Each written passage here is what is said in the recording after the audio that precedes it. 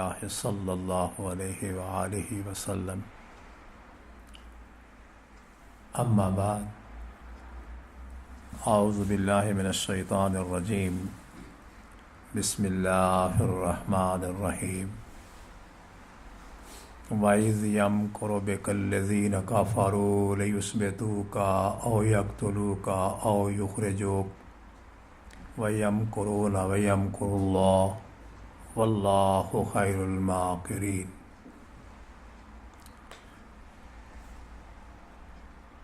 تمام تعریفیں اللہ کی ذات کے لیے سزاوار ہیں جو وحدہ لا شریک ہے۔ وہی خالق، مالک، رازق، عزت دینے والا، غرض ہر معاملہ اسی کے اختیار میں ہے۔ ہم کمزور ہیں، جس طرح اللہ کی شان ہے، مقام ہے، ہم اس طرح اس کی حمد و ثنا بیان نہیں کر سکتے۔ حدیث کے اندر ایک صحابی کی بات ہے، وہی بات آپ کے سامنے رکھتا ہوں اللہ کی حمد کے بارے میں۔ یا رب لک الحمد کما ینبغی لجلال وجہک وعظیم سلطانک۔ اس کا مفہوم یہ ہے کہ یا اللہ جتنا تیرا بڑا نام ہے، جتنی تیری عظمت ہے، جتنی تیری بڑی شان ہے، ایسی ہی تیری تعریفیں ہوں۔ درود و سلام رسول رحمت صلی اللہ علیہ وسلم کی ذات گرامی کے لیے، جو امت کے لیے بلکہ پوری انسانیت کے لیے قدوہ ہے، اسوہ ہے۔ ایک کی عبادت کرنی ہے، ایک کی اطاعت کرنی ہے، اور اسی میں نجات ہے۔ عبادت صرف اللہ کی اور اطاعت صرف محمد الرسول اللہ کی صلی اللہ علیہ وسلم۔ سفر کا مہینہ ہے، پہلا مہینہ محرم ختم ہو گیا، ابھی دوسرا بھی میرا خیال ہے اب اختتام کو ہے۔ اس مناسبت سے کچھ درد کی باتیں اپنی اور آپ کی اصلاح کے لیے مختصر اس وقت میں گزارش کرنے کی کوشش کرتے ہیں۔ اللہ سے دعا ہے کہ وہ ہم سب کا مل بیٹھنا، سننا سنانا قبول و منظور فرمائے، اور اس کے نتیجے میں ہم سب کی دنیا اور آخرت اپنی رحمت کے ساتھ اچھی کر دے۔ سورہ الانفال کی یہ آیت ہے جو میں نے آپ کے سامنے تلاوت کی ہے، یہ آیت نمبر 30 بنتی ہے غالباً۔ اس میں اللہ تعالیٰ نے رسول رحمت صلی اللہ علیہ وسلم کو ایک اپنا احسان جتایا ہے، اور یوں اگر کہہ لیا جائے کہ 13 سالہ مکی دور کی جو تکلیفیں تھیں، جو ماریں تھیں، جو آزمائشیں تھیں، اور اس میں جتنے احوال تھے، ان تمام کا اشارہ اس آیت کے اندر ملتا ہے میرے محدود سے مطالعے کے مطابق۔ اس میں اللہ نے اپنا احسان جتایا اپنے پیغمبر کو کہ یاد کرو اس واقعے کو جب سارے کافر یہ سوچ رہے تھے کہ آپ کو قتل کر دیا جائے، آپ کو قید کر دیا جائے، آپ کو جلا وطن کر دیا جائے۔ یہ ان کی سوچ تھی، ان کا پلان تھا، اور میں بھی ان کے اس مکر کو، اس فریب کو، اس کوشش کو ناکام اور نامراد کرنے کا فیصلہ کیے ہوئے تھا، کیونکہ واللہ خیر الماکرین، اللہ سے بڑھ کر کوئی نہ تدبیر کرنے والا ہے، نہ کوئی قادر ہے، نہ کوئی طاقت والا ہے۔ اس میں رسول رحمت صلی اللہ علیہ وسلم کی ہجرت کا اشارہ ہے، اور مکی دور میں جو صحابہ اور صحابیات کے ساتھ ہوا وہ واقعات آپ علماء سے سنتے رہتے ہیں۔ میں آپ سے صرف یہ کہنا چاہوں گا کہ آپ اس 13 سالہ مکی دور پر غور فرمائیں۔ کسی بات کا دفاع حضرت محمد الرسول صلی اللہ علیہ وسلم نے سوائے شرک کے اور کسی بات کا نہیں کیا. لڑائی نہیں لڑی، اگر مارا گیا تو پتھر کھا لیے، جوابی کارروائی نہیں کی.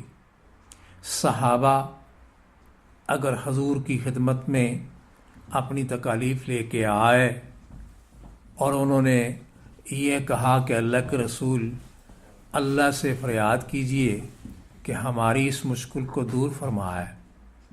میں تھوڑا سا ایک صحابی کا ذکر کر دیتا ہوں تاکہ کچھ ہمارے ایمان بھی تازہ ہو جائیں. خباب بن الارت رضی اللہ تعالیٰ عنہ جو لوہے کا کام کرتے تھے، لوہارا کام کرتے تھے. خباب بن الارت رضی اللہ تعالیٰ عنہ جب وہ اسلام لائے تو کفار نے ان کو سزا کے طور پر آگ کے انگارے جمع کیے اور پیٹھ کے بل حضرت خباب بن الارت کو ان دہتے ہوئے انگاروں پر لٹا دیا اور ان کے جسم سے چربی پگھل کر ان پر پڑتی، وہ ٹھنڈے ہو جاتے، یہ بے ہوش ہو جاتے. اس حال میں تضحیک، مذاق اور تمسخر اڑاتے ہوئے کافر چھوڑ کر چلے جاتے. اگر ہم سوچیں مجھے آپ کو آگ کے انگاروں پر لٹایا جائے اور پورا ظلم بھی ہو رہا ہو اور آپ کے سامنے ایک کلمہ ہو لا الہ الا اللہ محمد الرسول اللہ، تو ہماری کیفیت کیا ہوگی؟ ہمیں تھوڑی سی تکلیف ہوتی ہے تو ہم کئی ہیلے بہانے شروع کر دیتے ہیں. تو اس حال میں خباب بن الارت رسول رحمت صلی اللہ علیہ وسلم سے یہ عرض کرتے ہیں کہ اللہ کے رسول ان لوگوں کے لیے ایک بددعائی کر دیجئے. تو حضور نے کیا فرمایا؟ یہ بات سن کر حدیث کی روشنی میں حضور کو غصہ آیا. فرمایا تم سے پہلے لوگوں کو لوہے کی آہنی کنگھیوں کے ساتھ چیرا گیا اور گڑھے کھود کر آگ کے اندر جلایا گیا. وہ لوگ جلے، وہ لوگ اپنے آپ کو لہو لہان کیے، لیکن انہوں نے اللہ کی توحید کو نہیں چھوڑا. اس کے مقابلے میں آپ کی وہ کیفیت نہیں ہے. اس لیے صبر کرو، اللہ اس کا اجر دے گا. یعنی یہ وہ مکی دور ہے، یہ وہ احوال ہیں جن احوال سے صحابہ گزرے. اور شاید میں نے کسی پچھلے درس میں آپ سے یہ عرض کیا تھا کہ اس دور کو بھی کہ جہاں کائنات کے سب سے اعلیٰ افضل سید البشر سید الانبیاء جناب محمد مصطفیٰ صلی اللہ علیہ وسلم کو شیب ابی طالب میں محصور کیا جاتا ہے، اور 3 سال تک جس مشکل ترین دور سے آپ گزرتے ہیں، آپ کے ساتھی گزرتے ہیں، وہ احوال آپ نے سنے. یہ وہ سارا دور ہے. اس کے باوجود رسول اکرم صلی اللہ علیہ وسلم نے صبر سے کام لیا اور صحابہ کا ذہن بنایا، قوت برداشت. جو آج ہمارے ذرا سی مسئلہ گرم ہو جائے تو اور کوئی بولے نہ بولے ہم خود ہی بول پڑتے ہیں کہ بھائی ہمارے مولوی نے تو آج جناب گرم باتیں کر دی. تو توحید گرم ہوتی ہے، وہ تو ٹھنڈی ہوتی ہی نہیں ہے. البتہ ہمارے لیے یہ ضروری ہے کہ ہمارا انداز نرم ہونا چاہیے. بہرحال تو ان حالات میں جو 12-13 سالہ زندگی ہے صحابہ کی اور خود رسول کریم صلی اللہ علیہ وسلم کی، اس پر آپ غور فرمائیں کہ آپ نے ان لوگوں کو ذہنی طور پر اس قدر تیار کر دیا کہ دنیا کچھ کر دے، ہمیں ایک ہی کام کرنا ہے، اور وہ تھا اللہ کی عبادت اور رسول اللہ کی اطاعت. ہم عرصہ سے قرآن بھی سنتے ہیں، درس بھی سنتے ہیں، بہت کچھ ہوتا ہے، بڑی بڑی باتیں درد والی بھی سنتے ہیں، لیکن آپ جو میرے سامنے تشریف فرما ہے، میں معذرت کے ساتھ چونکہ میں نے پہلے بات کہی کہ میری باتیں اصلاحی ہوتی ہیں، میں اور آپ سارے غور کریں کہ ہمارے اندر ایمان کی پختگی کتنی ہے، توحید کی پختگی کتنی ہے. ہم یہ سمجھتے ہیں کہ شرک اس چیز کا نام ہے کہ کسی کے نام چڑھاوا چڑھا دیا یا قبر پر جا کر چڑھا دی، لیکن میرا مطالعہ قرآن کی روشنی میں یہ ہے کہ ایک ایسا شرک ہے الا ماشاء اللہ اس میں تقریباً ہم سارے مبتلا ہیں. وہ شرک جو ہمیں نظر نہیں آتا، اور وہ ہے کبر، تکبر، بڑائی. میں بہت بڑا ہوں، میں تو بہت بڑا خطیب ہوں، میں تو بہت بڑا نمازی ہوں، میں تو 5 وقت کی پڑھ.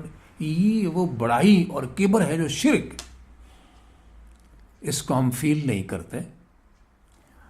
تو صحابہ اکرام کو ان تمام کمزوریوں سے، جس کو کہتے ہیں نا کہ سونا، جس وہ گالنے کے لیے وہ کیا کہتے ہیں، وہ ٹھوٹی سی جس میں وہ پگھلا کے ڈالتے ہیں اس کو، یعنی بٹھی کے اندر سونا پگھل کر جب اس کو صاف کیا جاتا ہے تو پھر وہ سونا نکلتا ہے. صحابہ کی یہی حالت تھی کہ اس آلود زدہ معاشرے میں رہتے ہوئے جتنی غلاستیں شرک کی تھیں، جتنی قباحتیں رسم و رواج کی تھیں، ان تمام کو حضرت محمد الرسول اللہ علیہ وسلم نے ان کے دل و دماغ سے نکالا. اور جب وہ نکل گیا تو وہ آگ کے انگاروں پر بھی لیٹنے کے لیے تیار تھے. اور عورتیں، سمیہ رضی اللہ تعالیٰ عنہ کا واقعہ آپ نے سنا ہے کہ اونٹوں کے ساتھ ان کو باندھا گیا اور ان کو چیر کر 2 ٹکڑے کر دیا گیا. چیر کر 2 ٹکڑے ہونا گوارا کر لیا، لیکن لا الہ الا اللہ نہیں چھوڑا. آج ہماری کیا کیفیت ہے؟ اللہ تعالی ہم سب پر رحم فرمائے. حضرت عمر اپنا ایک واقعہ بیان کرتے ہیں. لبینہ غالباً ایک لونڈی تھی، خادمہ تھی. حضرت عمر اس کو مار رہے ہیں، مار کے تھک گئے تو بیٹھ گئے. تو کہتے ہیں تجھ پر رحم نہیں آیا، اس لیے چھوڑا ہے کہ میں تھوڑا سستا لوں. اسلام لانے سے پہلے حضرت عمر کی یہ کیفیت تھی. اور بسا اوقات یہ جو کھجور کی چٹائی ہوتی ہے، اس میں لپیٹ کر کے الٹا لٹکا کر کے نیچے مرچوں کا دھواں دیتے تھے کہ کیوں لا الہ الا اللہ پڑھا. کیا ایسی تکالیف ہم نے دیکھی ہے؟ ہم تو بڑے آزاد پیدا ہوئے ماں باپ کے گھر. جب ہم پیدا ہوئے تو اس کان میں اور اس کان میں آواز آئی کہ نہیں آئی، آتے ہوئے آزاں ہوئی، جاتے ہوئے نماز. اتنے وقت قلیل میں آئے بھی اور چلے گئے. لیکن انہوں نے اس کو سمجھا. ایمانوں کو تازہ کرنے کے لیے میں اس آیت کا خلاصہ آپ کے سامنے رکھنے کے لیے، صرف آپ کا ذہن بنانے کے لیے میری یہ ٹوٹی پھوٹی باتیں ہیں کتاب و سنت کی روشنی میں. اللہ مجھے بھی اور آپ کو بھی عمل کی توفیق نصیب فرمائے. میں آپ سے سوال کرتا ہوں. میری یہ عادت ہے کہ میں کوشش کرتا ہوں کہ بات ذہن نشین رہے. سنی ہوگی بات آپ نے، وہی باتیں ہیں اللہ رسول کی جو دہرائی جاتی ہیں. ایک مذاکرہ ہوتا ہے، ایک یاد دہانی ہوتی ہے. سوال میرا آپ سے یہ ہے کہ آپ میں سے یا ہم سب کو اللہ اور اس کے رسول کے لیے اولاد بھی چھوڑنی پڑے، بدن کے کپڑے بھی اتارنے پڑے، خویش قبیلہ بھی چھوڑنا پڑے، جائیداد بھی چھوڑنی پڑے، اور الف ننگا بالکل تن پر کوئی کپڑا نہ ہو، آپ گوارا کر لیں گے؟ ایمانداری سے سوچیں ذرا. ہماری تو حالت یہ ہوتی ہے کہ پر ہم ادھر بھی دیکھتے ہیں ادھر بھی دیکھتے ہیں، پھر کھسکنا شروع ہو جاتے ہیں تاکہ بات ہی نہ سن پائیں. میں اس پر آپ کا ذہن بنانے کے لیے اپنے دل کی بات آپ سے کر رہا ہوں.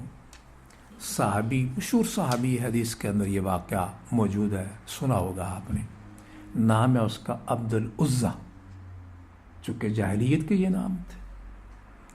اس تک بات پہنچی کہ مکے میں ایک پیغمبر ہیں جنہوں نے نبوت کا دعویٰ کیا، اور ساتھیوں نے، رشتہ دار و اقارب نے اتنا ستایا ان کو، اتنا تڑپایا ان کو کہ وہ مکہ چھوڑ کر مدینہ چلے گئے.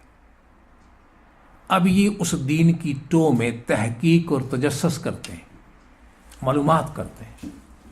انہیں بات سمجھ میں آئی تو اپنے چچا سے کہنے لگے کہ چچا، سیرت کی کتابوں میں رحمت العالمین میں اس کو آپ دیکھ سکتے ہیں. مولانا عبد مبارک پوری نے رحیق المختوم جو لکھی ہے اس میں دیکھ سکتے ہیں. حدیث کی کتابوں میں آپ دیکھ سکتے ہیں. 2 کا میں نے آپ سے سامنے نام لیے.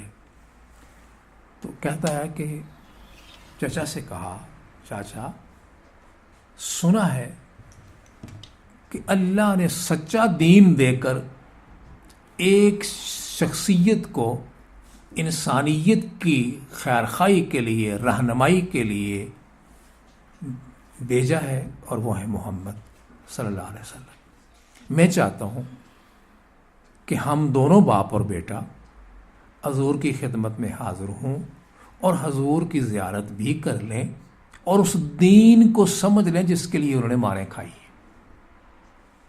اب چچا تیش میں آ گیا، چاچے کو غصہ آ گیا، کہنے لگا سابی ہونے لگا، سواد الف سا با یا بی، سابی، سابی کا معنی ہوتا ہے بے دین۔ قرآن میں یہ لفظ موجود ہے والسابئین، اسی سے سابی ہے۔ کہا کیا تو اپنے باپ دادے کے دین کو چھوڑ کر محمد کا دین قبول کرنے کے لیے جا رہا ہے؟ ناخلف، نامراد، اگر تو نے ایسا کیا تو عبرتناک سزا دوں گا۔ کہا چاچا یہ زندگی فانی ہے، یہی کمزوری ہے جو ہمارا جنازے اٹھتے بھی ہیں، اٹھاتے بھی ہیں، پڑھتے بھی ہیں، پڑھاتے بھی ہیں، لیکن دنیا کی محبت پر غالب رہتی ہے۔ کہا یہ زندگی فانی ہے، سہ روزہ زندگی ہے، مرنے کے بعد دائمی زندگی ہے، اور اس کی تعلیم ملتی ہے رسول اکرم صلی اللہ علیہ وسلم کی شریعت سے۔ تو اس فانی دنیا کی محبت میں چچا کیوں ایسے کرتا ہے؟ اب اس نے کہا دیکھ، تیرے نکاح میں نے بیٹی دی ہوئی ہے، میری بیٹی تیرے نکاح میں ہے، تو میرا داماد بھی ہے اور بھتیجا بھی ہے۔ اگر تو ایسا کرے گا تو حضور کے پاس جائے گا تو میری بیٹی کو طلاق دینا ہوگی۔ اب ذرا ہمیں کوئی کہے نا، ماں باپ پیٹتے رہتے ہیں، بیٹا بات سنو، بیوی کی جناب اشارہ ابرو پر ہم باپ کو ککے مارتے ہیں، ڈنڈے مارتے ہیں، ماں کو جناب وہ کہہ رہی ہے اللہ ماشاء اللہ، لیکن کیفیت یہ ہے۔ کہا کہ میں تجھے بیوی سے جان تجھے چھوڑنی پڑے گی، یعنی میری بیوی کو، میری بیٹی کو آزاد کرنا ہوگا۔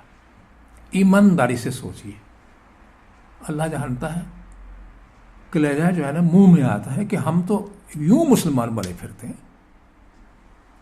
کہا چچا ٹھیک ہے، اگر اس پر آپ خوش ہوتے ہیں اور مجھے جانے کی اجازت دیتے ہیں تو میں آپ کی بیٹی چھوڑتا ہوں۔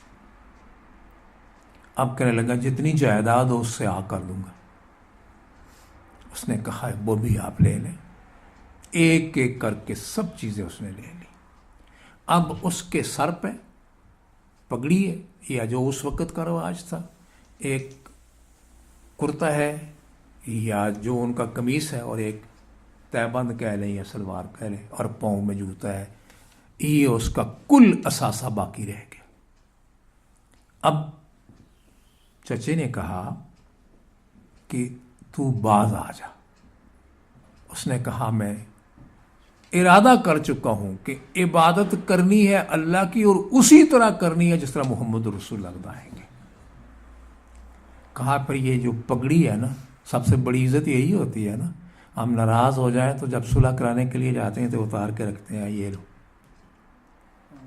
یہی ہوتا ہے۔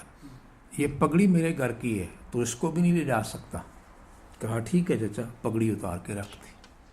اب چلنے لگا تو کہا یہ جو کرتا پہنا ہوا ہے، میں شارٹ کرتا ہوں بات کو، کچھ درد بری بھی ہے، میں شاید اس طرح عرض نہ کر سکوں، یہ کرتا بھی میرے گھر کا ہے، وہ بھی اتروا لیا۔ یہ جوتا میرے گھر کا ہے، اب وہ بھی اتر گیا۔ اب ایک تہبند ہے، ایک تہبند ہے۔ اب تھوڑے دور گئے، مقصد یہ تھا کسی طریقے سے یہ رک جائے۔ کہا عبدالعزیٰ، یہ جو تیرے کمر کے ساتھ چادر بندی ہوئی ہے یہ بھی میرے گھر کی ہے، تو یہاں سے یہ بھی نہیں لے جا سکتا۔ وہ چادر اتار کے چاچے کو دے دی۔ اب الفلا ننگا ہے، آسمان کی طرف نگاہ۔ بعض مورخ لکھتے ہیں، کہتا ہے بار الہ تو ہی ہے۔ اور تصور کیا ہے، ماں کے پیٹ سے ننگا ہی آیا تھا نا، کوئی کپڑے پہن کے تو نہیں آیا۔ اب جب چلنے لگا کچھ اس نے اور باتیں کہی۔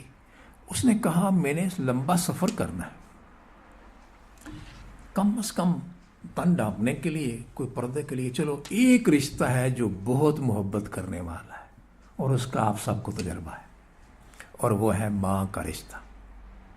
سب سے زیادہ محبت کرنے والا رشتہ والدین ہیں لیکن ماں زیادہ ہوتی ہے. ماں تھی, ماں کے گھر پر گیا. حافظ ابن کثیر لکھتے ہیں کہ دروازے پر جا کر دستک دی تو اندر سے ماں کہتی ہے من دکا بابی او کالا من علی باب. دروازہ کس نے کھٹکھٹایا, یا یہ کہا کہ دروازے پر کون ہے؟ تو کہتا ہے امی میں تیرا عبدالعزیٰ ہوں. تو کہا بیٹا پھر دروازہ کھٹکھٹانے کی کیا ضرورت ہے, اندر آ جا. کہا اماں آج تیرا بیٹا اس قابل نہیں کہ تیرے سامنے آئے. کہا کیا ہو گیا؟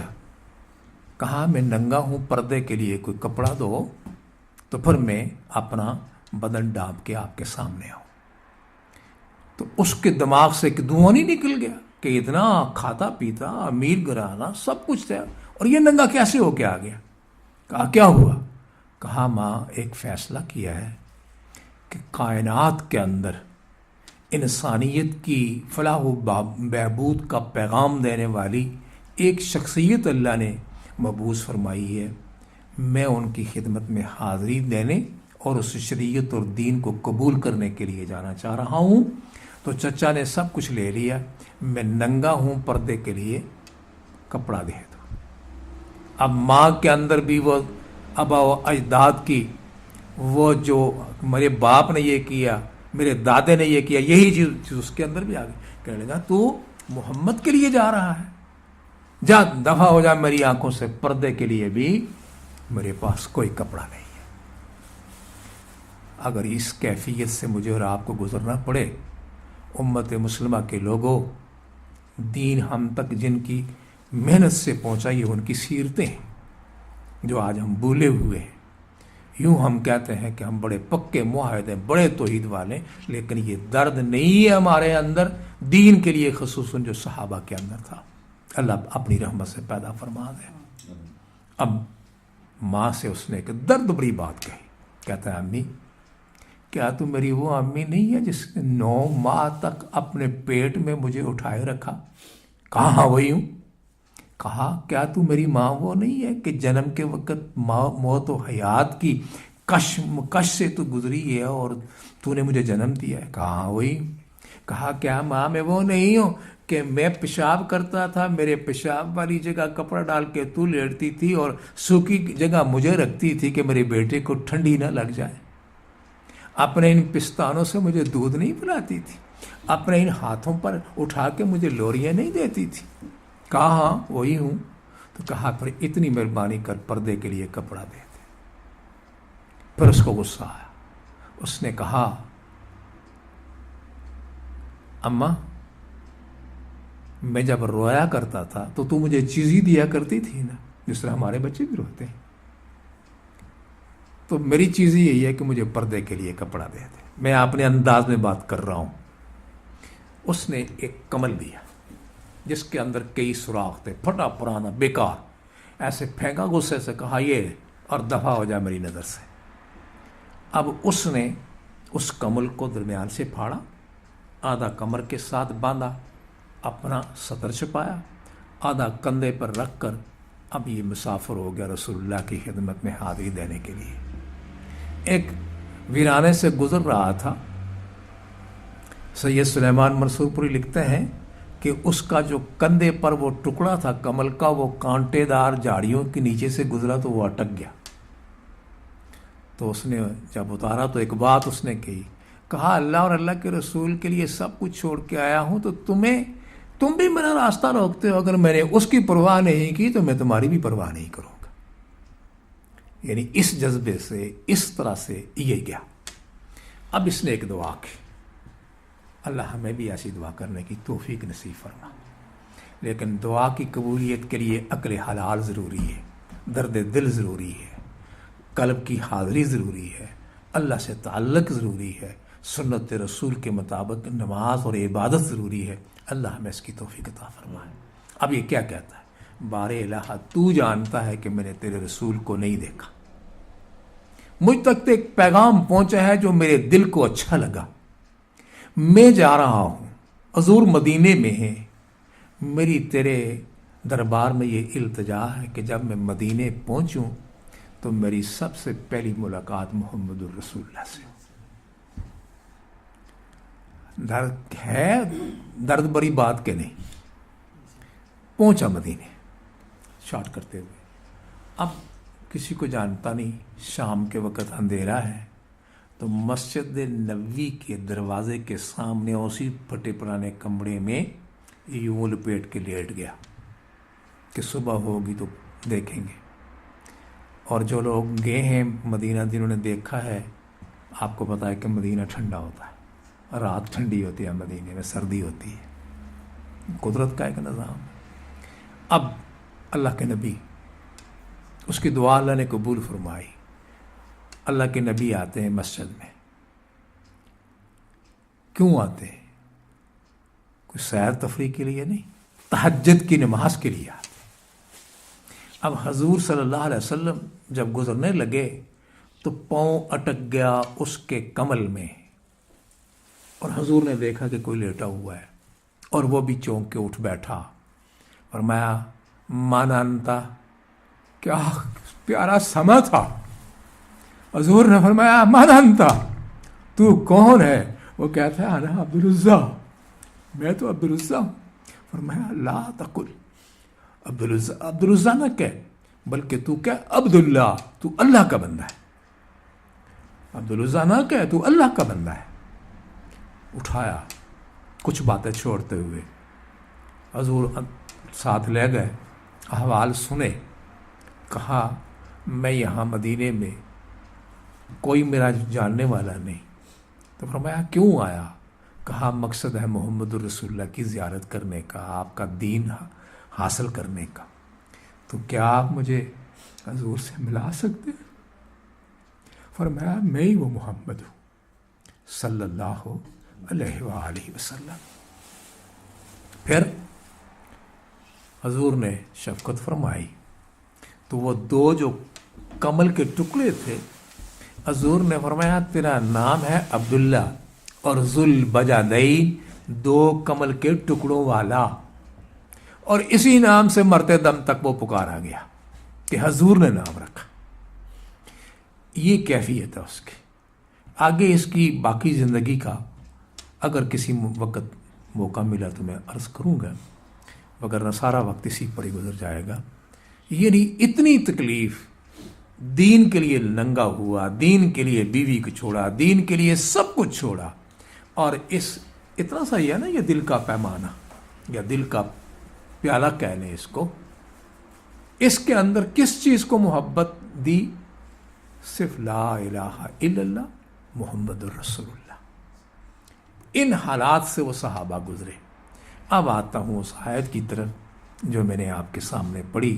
یہ واقعہ اس لیے نقل کیا ہے کہ میرے بزرگوں اور بھائیوں، اپنی اصلاح کے لیے مجھے مت دیکھو میں کون ہوں، دائیں بائیں مت دیکھو کون ہے کیا کہہ رہا ہے. خوبصورت باتیں کرنے والے بھی موجود ہیں، چمکیلی باتیں بھی آپ کو بتانے والے موجود ہیں، پر یہ پرکھ محسوس کریں کہ اللہ کا قرآن کیا ہے اور محمد رسول اللہ کا فرمان کیا ہے، اور اسی پر چل کر ہم کامیاب ہو سکتے ہیں. تو بہرحال نبی اکرم صلی اللہ علیہ وسلم کی اس 13 سالہ تکلیف والی زندگی اور صحابہ کی تکلیف والی زندگی، اور وہ وقت آ گیا کہ اللہ تعالیٰ نے اپنے رسول کو مکہ چھوڑنے کی اجازت دے دی. اب میں بہت سارے پہلو چھوڑتا ہوں، صرف اس آیت کا ایک خلاصہ، اور ممکن ہے کہ اگر مولانا نہ ٹھیک ہوئے تو اگلا درس میں آپ کے پاس آؤں تو پھر میں اس کی تکمیل کروں گا انشاءاللہ بشرط زندگی. بات آپ سارے کمزور دل ہیں، پر میں بھی کمزور دل آدمی ہوں. بس دعا کریں کہ اللہ ہماری اس کمزور دلی کو قبول فرما لے. بات قبولیت کی ہے. ایک میٹنگ ہوتی ہے، سارا کفر اور سب سے بڑا ازلی دشمن جس کو شیطان کہتے ہیں، دار الندوہ کے اندر میٹنگ ہوئی کہ بڑا سنہری وقت ہے کہ محمد کو قتل کر دیا جائے صلی اللہ علیہ وآلہ وسلم. اب کیوں یہ بات آئی؟ اگر آپ تاریخ کا مطالعہ کریں اور حالات پر آپ نظر ڈالیں تو انہوں نے حضور کے جان نثار ساتھیوں کو مکہ چھوڑ کر ہجرت کر کے مدینہ جا چکے تھے، خالی پایا چند ساتھی ہیں، علی ہیں، حضرت ابوبکر صدیق ہیں، یا چند ایک اور ہیں۔ انہوں نے کہا کہ مقابلہ کرنے والے، سینہ تان کر سامنے آنے والے فاروق تھے، وہ بھی چلے گئے، حمزہ تھے، وہ بھی چلے گئے، عبد الرحمن عوف وہ بھی چلے گئے۔ اب حضور کو قتل کرنا مارنا بڑا آسان ہے، جس طرح ہم بھی کہتے ہیں نا بھئی ایک کو پچھاڑنا تو کوئی بات ہی نہیں نا، سب کو ہم کنٹرول میں کر لیں گے۔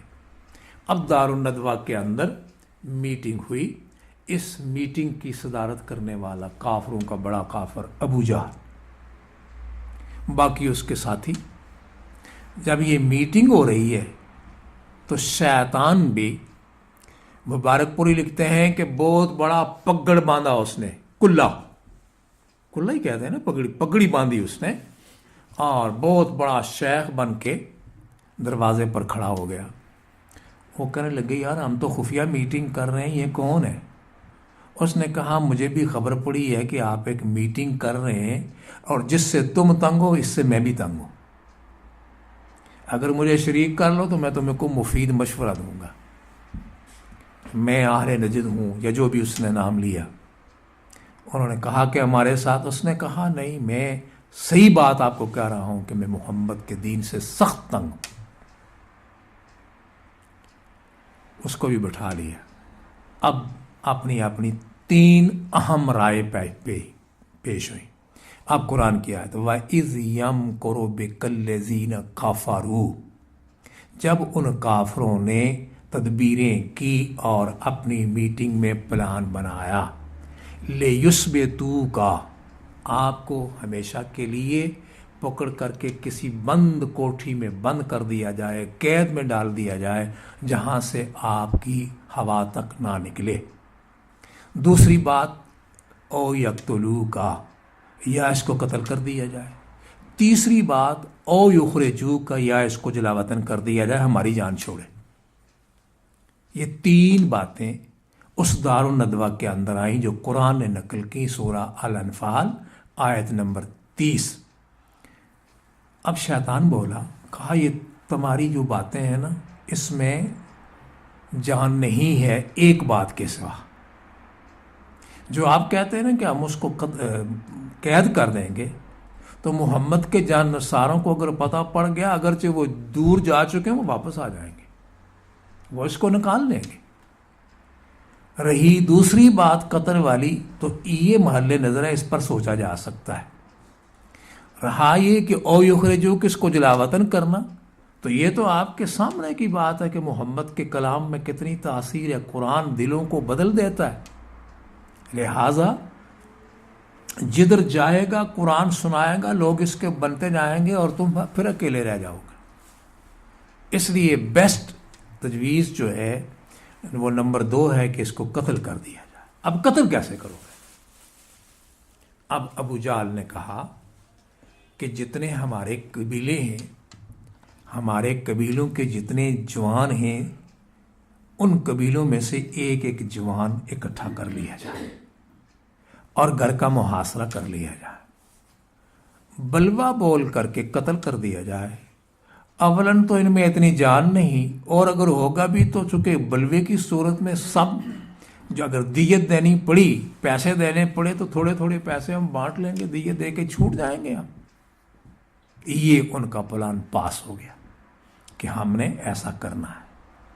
اب اوپر سے وہ آ گیا، کون؟ جبرائیل، بھیجنے والے نے بھیجا۔ جبریل آئے، فرمایا اے محمد صلی اللہ علیہ وسلم، اللہ نے آپ کو مکہ چھوڑنے کی اجازت دے دی ہے، آپ نے نکلنا ہے، اپنے سفر کی تیاری کیجیے، یہ پلان ہے۔ اب آپ دوپہر کے وقت ابو بکر صدیق کے گھر جاتے ہیں رضی اللہ تعالی عنہ۔ اما عائشہ کہتی ہے کہ یہ وہ وقت تھا جس وقت میں حضور کبھی ہمارے گھر نہیں آیا کرتے تھے، پسینے میں شرابور اور یوں چادر لی ہوئی، اور آئے اور آ کر میرے ابا حضور سے بات ہوئی، وہاں ہجرت کے سفر کا پلان بنا، ساری بات طے کر کے آپ واپس چلے گئے۔ واپس گئے، اب پھر توحید اور ایمان کی بات ہے۔ آپ نے حضرت علی سے کہا کہ علی، آج میں نے اپنے بستر پر تجھے لٹانا ہے، اس لیے کہ جبریل نے مجھے کہا ہے کہ آج آپ نے اپنے بستر پر نہیں سونا۔ اب آپ ذرا تاریخی روایات کے مطابق 100 نوجوان تھا جنہوں نے محاصرہ کیا ہوا تھا۔ آپ کو پتا ہو، مجھے آپ کو پتا ہو کہ باہر نکلیں گے تو پولیس پکڑ لے گی، تو ہم کیا کریں گے؟ ہم تو پر کوشش کرتے ہیں چھت پھاڑ کے نکل جائیں، لیکن ادھر کیا کیفیت ہے؟ محاصرہ ہے، شارٹ کرتے ہیں بات کو اور سمیٹتے ہیں۔ حضرت علی سے کہا کہ میرے پاس امانتیں ہیں، اگر یہ میں نہ دے کر گیا تو یہ لوگ کہیں گے کہ محمد ہجرت کرتے وقت ہمارے پیسے لے گیا۔ ہر ایک ہیں دشمن، لیکن امانتیں حضوری کے پاس رکھتے تھے، اس لیے کہ آپ آمین تھے۔ درس عبرت یہ ہے کہ مسلمانوں تم آمین بن جاؤ۔ آج ہمارے جو کارندے ہیں یا جو ہمارے سربراہ ہیں، ان کی جو کیفیت ہے، علامان والحفیظ دعا ہی کرتے ہیں اللہ سب کو ہدایت دے۔ علی، آپ نے یہ مانتے ہیں واپس کرنی ہے، اور یہ میری سبز چادر جو میں اوڑھ کے لیٹتا ہوں، آپ لیٹ جائیں، اور میرے اللہ کے وعدے کے مطابق کوئی کافر آپ کو نقصان نہیں پہنچا سکے گا۔ اب اگر ہم میں سے کوئی ہوتا تو کیا ہوتا؟ لیکن علی بھی علی تھے، ان کے اندر بھی توحید تھی، ان کے سینے میں بھی لا الہ الا اللہ کا درد تھا، محمد الرسول اللہ کی اطاعت کی وہ سچی محبت تھی۔ لیٹ گئے۔ اب یہ سارے کافر دیکھ رہے ہیں اور اس انتظار میں کہ حضور جب نکلیں گے تو ہم قتل کر دیں گے، اللہ بولیں گے۔ چنانچہ حضرت علی لیٹے اور یہ اس انتظار میں ہے، بہت ساری باتوں کو چھوڑتے ہوئے۔ صبح کا جب وقت آیا تو اللہ نے فرمایا محمد نکلو، اور سورہ یاسین تو آپ پڑھتے ہیں، وَجَعَلْنَا مِن بَيْنِ أَيْدِيهِمْ صَدًّا وَمِنْ خَلْفِهِمْ صَدًّا، یہ آیت پڑھیں اور مٹی کی ایک مٹھی بھریں اور پھینک دیں۔ پھینکنا آپ کا کام اور اندھا کرنا میرا کام۔ دوسرے مقام پہ قرآن کہتا ہے وَمَا رَمَيْتَ إِذْ رَمَيْتَ وَلَكِنَّ اللَّهَ رَمَى، اے محمد الرسول اللہ، وہ مٹی کی جو مٹھی بھر کے آپ نے پھینکی تھی وہ تو تھوڑی سی مٹی تھی، اس میں میری قدرت کاملہ تھی جس نے سب کے سروں میں بھی ڈل گئی اور ان کو اندھا بھی کر دیا۔ اب اللہ کے رسول صلی اللہ علیہ وآلہ وسلم وہ آنکھیں ملتے رہ گئے اور حضور بھی سے نکل گئے، اور ابو بکر کے گھر پہنچے۔ ابو بکر صدیق رضی اللہ تعالی عنہ نے سامان سفر کا تیار کیا ہوا ہے، اور پچھلے راستے سے اللہ کے پیغمبر غار سور کی طرف نکل گئے۔ ادھر یہ کافر جب دیکھتے ہیں کہ اب تو روشنی ہو گئی، ابھی اٹھتے ہیں، تو جب اٹھے تو دیکھا وہ تو علی ہے۔ وہ پریشان ہو گئے۔ کوئی باہر سے آئے، کہا کیا ہے؟ کہا جی محمد فرم میں نے تو ان کو جاتے ہوئے دیکھا، وہ تو چلے گئے۔ کہا کیسے گئے؟ کہا یہ تو مجھے پتا نہیں، لیکن میں نے جاتے ہوئے دیکھا وہ چلے گئے۔ اب وہ سٹ پٹائے، حضرت علی کو ایک روایت میں مبارک پوری لکھتے ہیں کہ گھسیٹ کر لے آئے، حرم میں لے آئے، قریب ہی تھا حضور کے گھر۔ کہنے لگے بتا، کہنے لگے مجھے کچھ پتا نہیں ہے، میں تو سویا ہوا تھا، وہ آپ چلے گئے۔ اب ان کو پریشانی ہوئی کہ اگر حضور چلے گئے تو ان کے جانے سے جتنی منتشر ذہنیت ہے مسلمانوں کی، کوئی کدھر ہے، کوئی کدھر ہے، کوئی کدھر ہے، یہ مدینے میں اکٹھے ہو جائیں گے، ایک طاقت بن جائے گی، اور اگر یہ اکٹھے ہو گئے، طاقت بن گئی تو ہماری خیر نہیں، لہذا طاقت کرو۔ اب انہوں نے اعلان کیا جو حضور کو زندہ یا مردہ لے کے آئے اس کو 100 اونٹ انعام دیں گے۔ کتنا اونٹ؟ 100 سرخ اونٹ، جو بہت قیمتی تھا، انعام دیں گے۔ اب اس انعام کے لالچ میں بہت نکلے، لیکن اللہ کے حکم کے مطابق، چونکہ ہمارا ایمان ہے حضور اپنی مرضی نہیں کرتے، آپ نے وہ عام راستہ چھوڑ کر وہ شرقی راستہ اختیار کیا اور جبل سور میں جا کر چھپ گئے۔ اب وہ چھپے کیسے، ٹھہرے کیسے، یہ میں آئندہ پروگرام میں آپ کو بتاؤں گا، اور پھر مدینے پہنچے کیسے، اس پر تھوڑا سا تبصرہ اگر اللہ نے زندہ رکھا تو آئندہ درس میں آپ کے سامنے عرض کروں گا۔ جو میں نے عرض کیا ہے اس کا خلاصہ یہ ہے کہ 13 سالہ پیغمبر خدا صلی اللہ علیہ وسلم نے کافروں سے تکلیفیں اٹھائیں، ماریں کھائیں، صحابہ شہید ہوئے، اور ذہن بنایا توحید کے لیے پکا۔ جب وہ بالکل کندن ہو گئے، پکے ہو گئے، پھر ہجرت کی، اور وہی وہ ذہن تھا کہ جس نے پھر جنگ بدر میں، پھر جنگ احد میں، اور پھر جنگ خندق میں وہ کارنامہ ہائے انجام دیے کہ آج ہمارے لیے مشعل راہ ہیں۔ اس لیے سبق ہمیں یہ ملتا ہے کہ بھائیوں، بزرگوں، دوستوں، جو میری آواز سن رہے ہیں، مائی، بہنیں، بیٹیاں، سب سے میری یہ گزارش ہے کہ اپنے عقیدے کو صحیح کرو، اپنا تعلق خدا کے ساتھ صحیح کرو، اور سچی محبت اللہ کی اور اس کے رسول کی اپنے دل میں رکھو، اور اس کے مطابق عمل کرنے کی کوشش کرو۔ اسی میں ہماری نجات ہے۔ یہی بات ختم کرتے ہیں، اللہ سے دعا کرتے ہیں اللہ میرے آپ سب کے گناہ معاف فرمائے، ہمیں سچی توحید اپنانے کی، سچی سنت پر عمل کرنے کی توفیق نصیب فرمائے، زندہ اسلام پر رکھے، اور سب کا خاتمہ ایمان بالخیر پر ہو۔ سبحان ربک رب العزت عما یصفون وسلام علی المرسلین والحمد للہ رب العالمین، والسلام علیکم ورحمۃ اللہ۔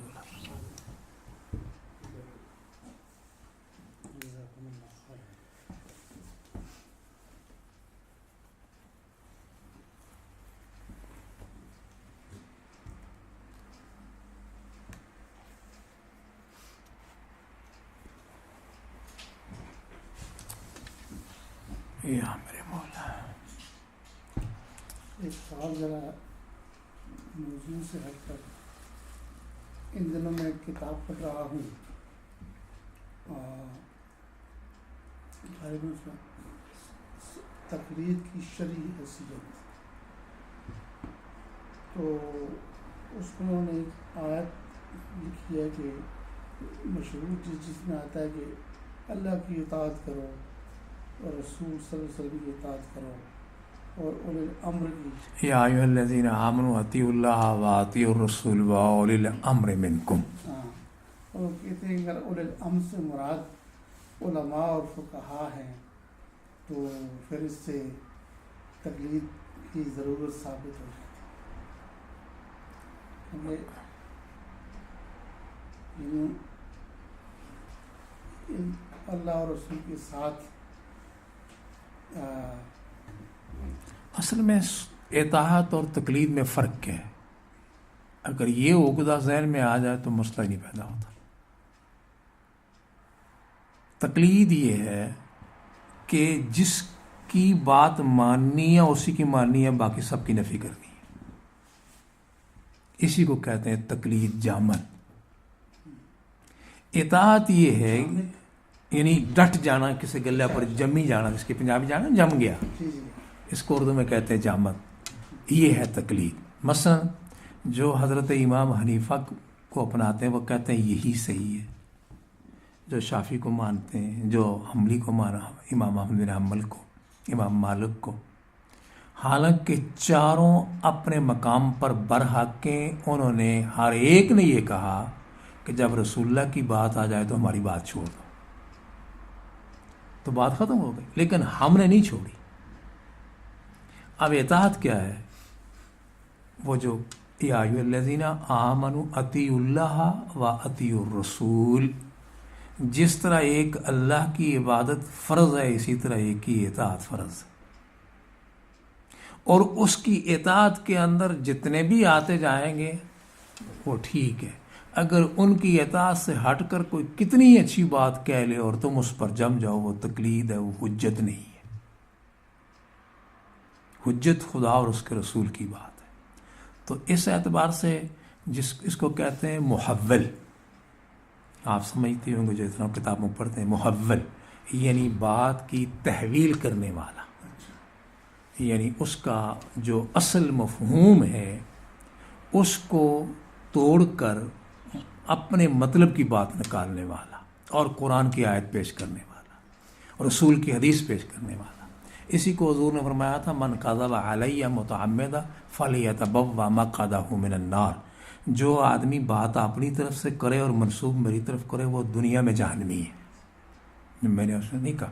تو حضور نے اس کی یہ وضاحت کر دی, قرآن نے یہ وضاحت کر دی.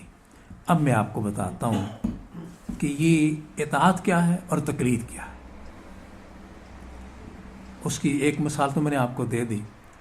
حضور کا انتقال ہو گیا اور حضرت عمر نے تلوار کھینچ لی. حضور کو موت نہیں آ سکتی. کون عمر؟ فاروق اعظم رضی اللہ تعالیٰ عنہ. کہا جس نے کہا کہ محمد صلی اللہ علیہ وسلم وفات پا چکے ہیں فَأَقْتُلُهُ، میں اس کو قتل کر دوں گا، میں اس کی گردن اڑا دوں گا. اب یہ حضرت عمر کا فیصلہ ہے. اب وہ جلال میں ہے، جوش میں ہے. اب اس جوش کو ٹھنڈا کرنے کے لیے دو ہی چیزیں ہیں، اللہ کا قرآن اور محمد الرسول اللہ کا فرمان. حضرت ابو بکر صدیق نے آیت پڑھی وَمَا مُحَمَّدْ إِلَّا رَسُولٌ قَدْ خَلَتْ مِن قَبْلِهِ الرُّسُلُ أَفَإِن مَّاتَ أَوْ قُتِلَ انقلبتم عَلَىٰ أَعْقَابِكُمْ. وہ تو ایک رسول تھے، اگر وہ فوت ہو جائیں تو کیا تم دین چھوڑ دو گے؟ ابھی حضرت عمر کا وہ جوش تھوڑا ڈھیلا ہوا. فرمایا قرآن کہتا ہے اِنَّكَ مَيِّتٌ وَإِنَّهُمْ مَيِّتُونَ. جو پہلے تھے وہ بھی چلے گئے اور آپ نے بھی جانا ہے اور آپ کی امتیوں نے بھی جانا ہے. اب اور ٹھنڈے ہو گئے. اب حضرت ابو بکر کہتے ہیں من کان یعبد محمدًا فإن محمدًا قد مات. جو محمد رسول اللہ کی عبادت کرتے ہیں یقین کر لے کہ حضور کا وصال ہو گیا. من کان یعبد اللہ، جو اللہ کی عبادت کرتا فإن اللہ حی لا یموت، وہ زندہ ہے اور باقی رہے گا.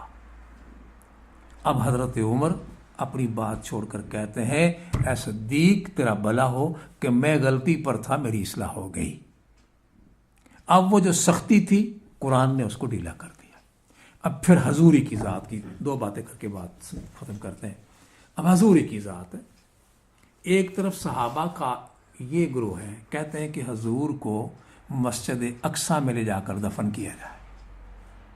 کچھ کہتے ہیں کہ جنت مکے کا جو قبرستان جنت مالا مکے میں دفن کیا جائے چونکہ وہاں حرم ہے. اپنی اپنی آرات تھی. اب فیصلہ کوئی نہیں ہو رہا. حضرت ابو بکر صدیق کہنے لگے میں نے سنا ہے محمد الرسول صلی اللہ علیہ وسلم سے، آپ نے فرمایا نبی کا جہاں انتقال ہوتا ہے وہیں دفن کیا جاتا ہے. تو عائشہ کے حجرے میں انتقال ہوا تھا، فرمایا جہاں نبی کا انتقال ہوتا ہے وہیں دفن ہوتا ہے. اب حضور کی بات آئی، ادھر قرآن آیا تو ٹھنڈے ہو گئے، ادھر حدیث آئی تو جھگڑا ختم ہو گیا. اسی حجرے میں نبی اکرم صلی اللہ علیہ وسلم کو دفن کیا گیا. یہ دو باتیں ہوئی. ایک اور بات کر کے میں آپ کو یہ بھی یعنی ان لوگوں کی باتیں جو ہم سے بہتر دین کو سمجھتے تھے. حضرت علی رضی اللہ تعالیٰ عنہ کے بارے میں آپ کا کیا خیال ہے؟ داماد رسول بھی ہیں، فاطمہ تو زہرا کے سرتاج بھی ہیں، حسنین کے ابا جان بھی ہیں. ان کے سامنے مقدمہ آ گیا. ان کے دور امارت میں کچھ لوگ دین سے مرتد ہو گئے، منحرف ہو گئے. تو حضرت علی رضی اللہ تعالیٰ عنہ سے کہا کہ ان کو کیا کریں؟ فرمایا آگ جلاؤ اور ان کو آگ کے اندر جلا دو. عام آدمی نہیں، سپر آدمی ہے، علم والا آدمی ہے، پاور والا آدمی ہے حضرت علی رضی اللہ تعالیٰ. فرمایا ان کو جلا دو. ترمذی شریف کے اندر یہ روایت. ایک صحابی کھڑے ہو گئے، کہا سمعت من رسول اللہ صلی اللہ علیہ وسلم، میں نے رسول اللہ سے سنا ہے من بدل دینہ فاقتلوہ، جو اپنے دین کو بدل دے اس کو قتل کرنے کی سزا ہے، جلانے کی سزا نہیں. تو اگر ہم میں سے کوئی ہوتا یہ جس طرح ہم تقلید پر ڈٹے ہوئے ہیں تو وہ کہتے ہیں میرے بزرگ نے کہا، میں نے یہ کہا. لیکن حضرت علی نے کیا کہا میں اللہ کے قانون پر اور محمد الرسول اللہ کے فرمان پر راضی ہوں، میں اپنے فیصلے سے رجوع کرتا ہوں. یہ اطاعت میں اور یہ تقلید میں فرق ہے. تقلید جب آتی ہے تو اس کو چھوڑتے نہیں. سنت جب آتی ہے تو سنت جب آ جائے تو پھر کیا تقلید کیا دوسری سب چھوٹ جاتی ہے. یہ فرق تھا تھوڑا سا.